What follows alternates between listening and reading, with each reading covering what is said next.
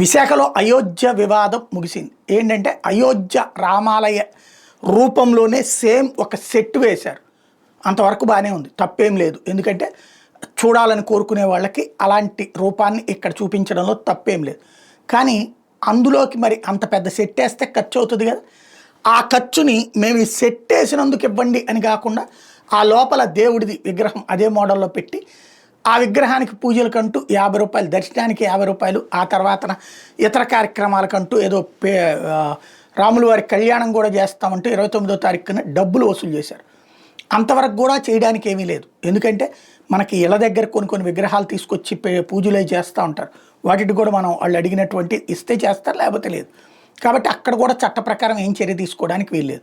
కానీ వీళ్ళు చేసిన ఏకైక తప్పు ఏంటంటే ఆ రాముల వారి కళ్యాణానికి సంబంధించి భద్రాద్రి శ్రీరాముడి ఆలయం నుంచి అర్చకులు వస్తారు అన్నటువంటిది పాంప్లెట్లును ఫ్లెక్సీలు వేశారు. ఆ విషయంలో ఇప్పుడు కంప్లైంట్ ఇచ్చిన నేపథ్యంలో హిందూ సంఘాలే కంప్లైంట్ ఇచ్చినాయి. అసలు అయోధ్య సెట్టింగ్ పెట్టి డబ్బులు వసూలు చేయడం ఏంటి అన్నటువంటి. పెట్టినోళ్ళు హిందువులే, వేరే మతం వాళ్ళు అయితే కనుక పడికి రచ్చరచ్చ అయ్యేది. పెట్టినోళ్ళు హిందువులే, వాళ్ళు కూడా పోయిన అలాగని నాస్తికులు కూడా కాదు, భక్తులే. కాకపోతే సెట్టింగ్ వేసినందుకు ఆయన ఖర్చు పబ్లిక్ నుంచి రాబట్టుకోవాలని వాళ్ళ ప్రయత్నం. అట్లా ఎందుకు వేస్తావు నువ్వు, అసలు దేవుడి పేరు చెప్పి డబ్బులు దండుకోవడం ఏంటి అన్నటువంటిది హిందూ సంఘాల యొక్క ఆగ్రహంతో ప్రారంభమైన వివాదం చివరికి ఈ కేసులో పోలీస్ కంప్లైంట్ ఇవ్వటం, ఆ పోలీస్ కంప్లైంట్లో స్పెసిఫిక్గా ఇట్లా ఈ కళ్యాణానికి సంబంధించి ఇవ్వటం, దాని మీద రాముల వారికి సంబంధించి భద్రాచలం రామాలయం ఈవో మేము అట్లాంటిదేమీ ఏ అర్చకుడిని పంపించట్లేదని చెప్పడంతో వీళ్ళు నేరస్తులు అవుతారు, నిందితులు అవుతారు, ఆ పైన నేరస్తులు అవుతారు.